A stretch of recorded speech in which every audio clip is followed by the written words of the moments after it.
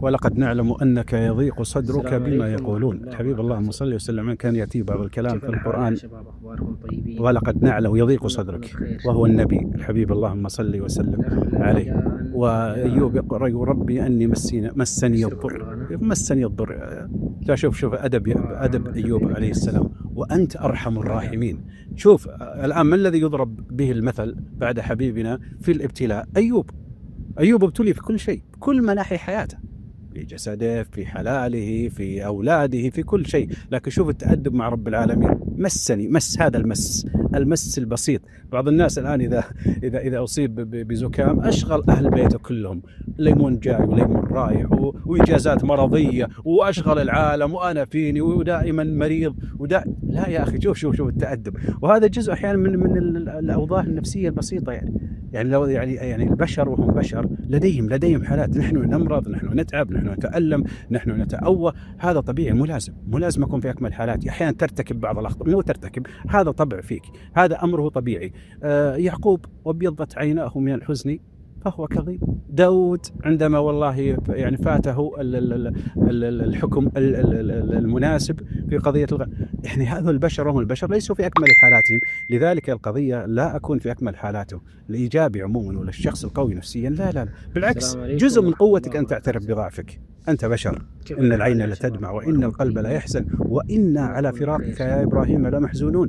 طبيعي يتألم، طبيعي يتوجع، طبيعي يضيق صدري من أشياء، لكن العبرة أن تمتلك أحيانا قوة، أن تمتلك في أغلب مواقف قوة أن تنهض من جديد وأن تعود من جديد وأن تنمو من جديد. هنا الفكرة، هذه القوة النفسية. أما تكون والله لا تتأثر تماما. القوة النفسية ما تتعارض مع الألم، ما تتعارض مع المرض أبدا.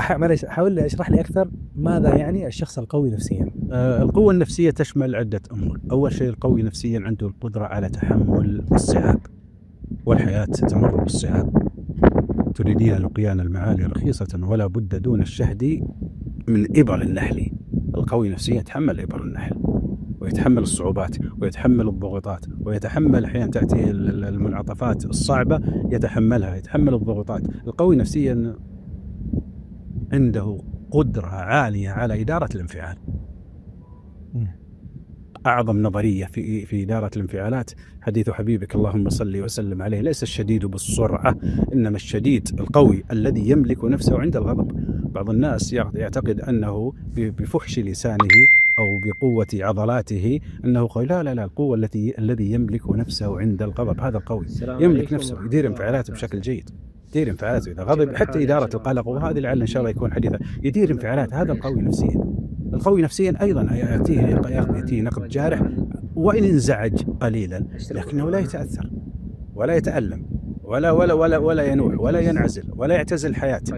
هذا مفهوم القوة النفسية. ومفهوم القوة النفسية أن يدرك الإنسان حقيقة الحياة بين مد وجزر وكر وفر وأخذ وعطاء وإقبال وإدبار، وتلك الأيام نداولها بين الناس. وقال ولا تركبن طبقا عن طبق. لازم القوي نفسيا عارف الحياة مو على مزاجه.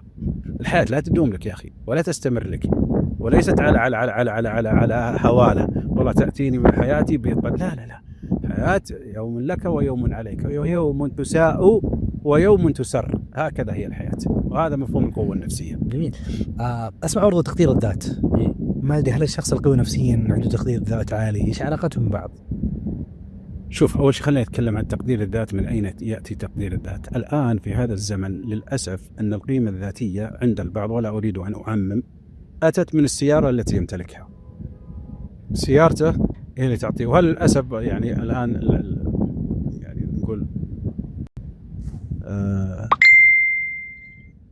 بعض العقول الآن أصبح أقرب إلى التفاهة، فأصبح يقدر ويقيم الإنسان بسيارته أو بمنزله أو بساعته أو بشنطتها أو بكذا أو بكذا. التقييم لا يأتي بالممتلكات. كأنك تقول أنا قيمتي بسيارتي أو بساعتي أو كذا، وأنا لست ضد الإنسان يحدث بنعمة الله عليه، لكن مو قيمتك هذه. والذي دائما بالمناسبة الذي تراه دائما منكب على الماركات ويركض ويلهث وتشعر أن لديه سعار تجاهها، هذا خاوي في الجملة، عنده خواء، لذلك يغطي على خوائه عن طريق الممتلكات. هذا أمر. التقدير الذاتي بالمناسبة خليه يعني والشيء يذكر. يوسف عليه السلام عندما قال للعزيز قال اجعلني على خزائن الأرض إني حفيظ عليم، رغم عنده حاجة أقوى بكثير من حفيظ عليم. المفترض يقول له أنا ابن نبي، هو أنا نبي ابن نبي وابن نبي ابن نبي، 4 يعني التسلسل في العز والشرف في النسب ما في أحد حازه. ممكن يقول لك لا، قال حفيظ عليم. لذلك السؤال في التقدير الذاتي أنت من أين أنت بإيش تقيم نفسك؟ الإنسان تقييم الإنسان الحقيقي حقيقة عن طريق ما يملكه من مقتدرات أخلاقية وقيمية ما أمكن يعني على الأقل الإنسان وما أثر به إيجابا على الآخرين. التقدير الذاتي بعطيك حاجة جدا مهمة. الإنسان إذا قدر ذاته كيف الحال عمل من الأعمال ما يشاكلها. إن رأيت نفسك كبيرا عملت أشياء كبيرة. لذلك إشكالية جزء من الذين يخرجون من السجون أحيانا لا زال يرى نفسه السجين، والأسف أن جزء من المجتمع لا زالوا يعني يعينون على الأسف أو يعينون الشيطان عليه. أنت ترى نفسك كبيرا، بإذن الله تعالى ستعمل على أشياء كبيرة.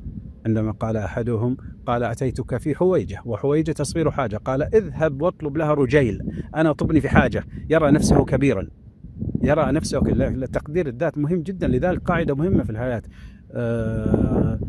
لا تصغر نفسك عند نفسك مهما فعلت، ولا تصغر أخا أو صديقا أو ابنا عند نفسه. إن صغرته عند نفسه صدقني أن أقول خلاص يعني حكمت عليه بالإعدام، حكمت.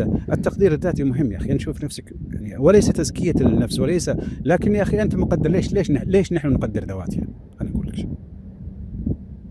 أولا نحن نملك قيمة عالية، ولقد كرمنا بني آدم، وقال سبحانه لقد خلقنا الإنسان في أحسن تقويم.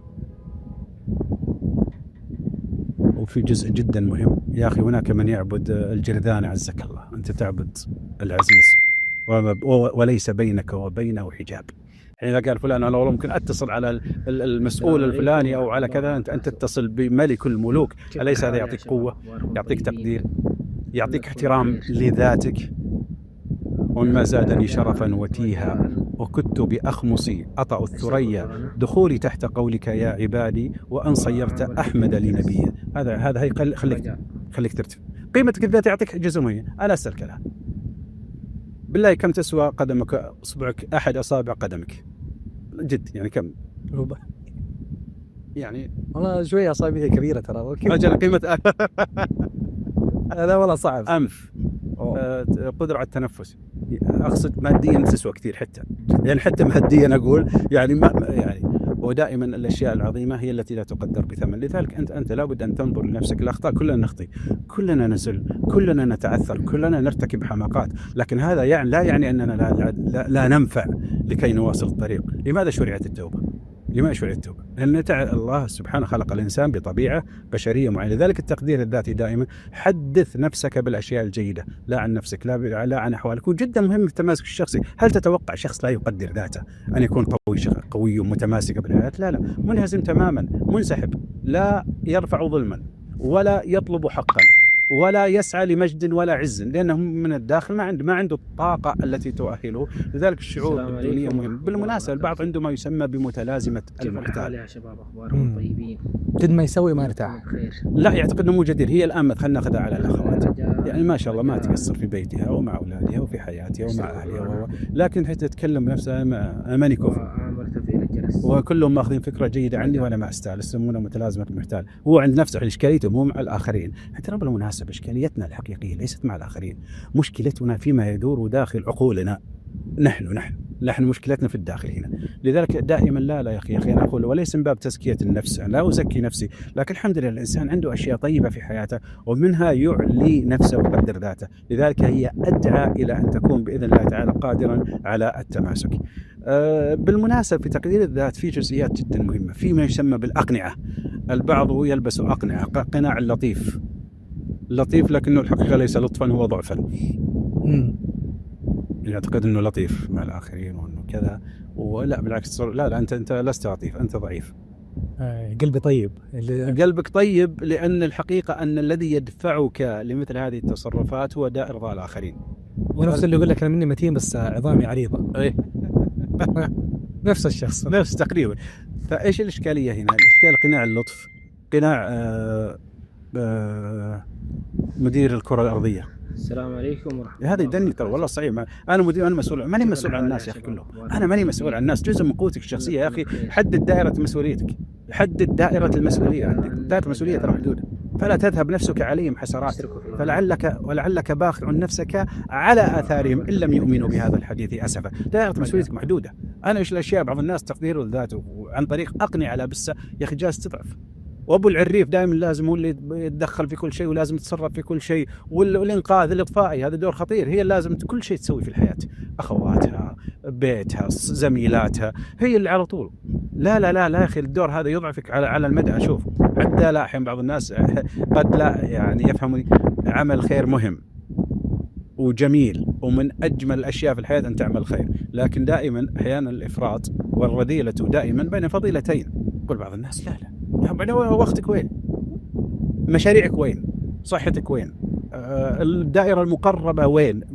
يذهبون لرقم 4 ويتركون رقم 1. لذلك أقول تقدير الذات مرتبط بهذه الأمور. لا بد أن تقدر ذاتك. وتقدير الذات بالمناسبة يعتمد على جزئية جدا مهمة، على الحديث الداخلي. أنت تدري الحين كما قلت لك الإشكالية الكبيرة ليست من الآخرين، لا تأتينا من الآخرين، تأتينا الإشكالية الكبيرة مما يدور في عقولنا. الحديث الذاتي، أنا والله كذا، أيوة الحديث الذاتي، وأعتقد أنه جزء من وسوسة الشيطان وجزء من تراكم مواقف قديمة ما طببت، فبدأت يعني تعطيك تقصفك قصف. الآن الإنسان يجسم نفسه، هذا الناقد الداخلي، وحذر منه كثيرا. هو يذكرك موقف لك 5 سنوات يا أخي، تلك أمة قد 5 سنوات زين، ثم يبدأ يقارنك بأحد الأشخاص في مجالك، يقول شوف انت يا اخي سويت. لا تجيك الساعه 11 ونص بالليل اذا ما رمت.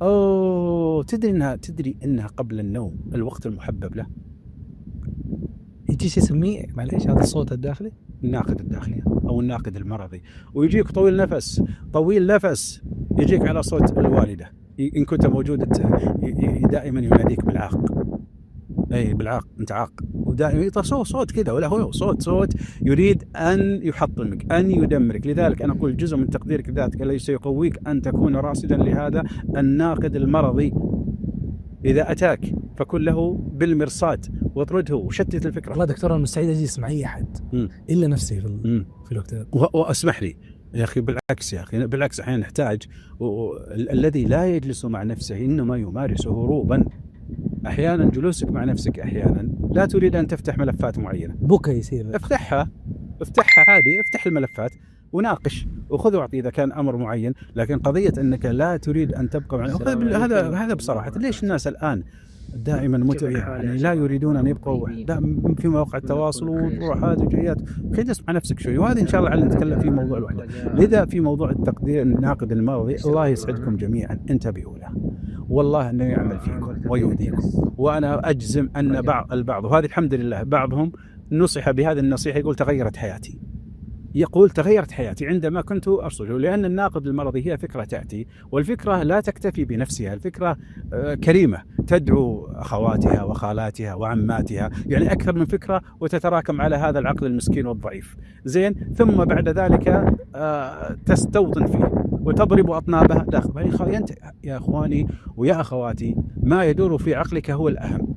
إذا كنت نابها وواعيا ويقظا تجاهه، أنا أقول أشياء كثيرة في حياتك بإذن الله تعالى تتحسن. لذلك دائما قدروا ذواتكم دون استعلاء ودون استكبار ودون تزكية النفس. هذه الحلقة برعاية تطبيق لبيه، خدمات متنوعة في الاستشارات النفسية. تقدر تاخذ استشارة مجدولة تبدأ بسعر 75 ريال أو مقاييس نفسية مجانا. عندهم كمان ميزة صراحة مرة رهيبة، هي الاستشارة الفورية، تاخذها خلال 5 دقائق. تقدر تاخذها مع طبيب نفسي، أخصائي نفسي، أخصائي اجتماعي. تقدر الآن تحمل التطبيق وتختار خدمة الاستشارة الفورية وتحصل على هذه المساعدة بكل سهولة وسرية في غرفتك من خلال جوالك.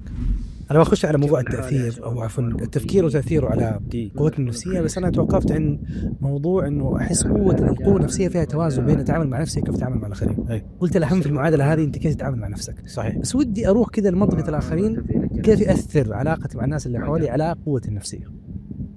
شوف، في العلاقة مع النفس والعلاقة مع الآخرين لها عدة أوجه. أولها هناك في الجامعة هناك ما يسمى بالمتطلب السابق. لا تأخذ المادة الفلانية إلا قبلها المادة الفلانية.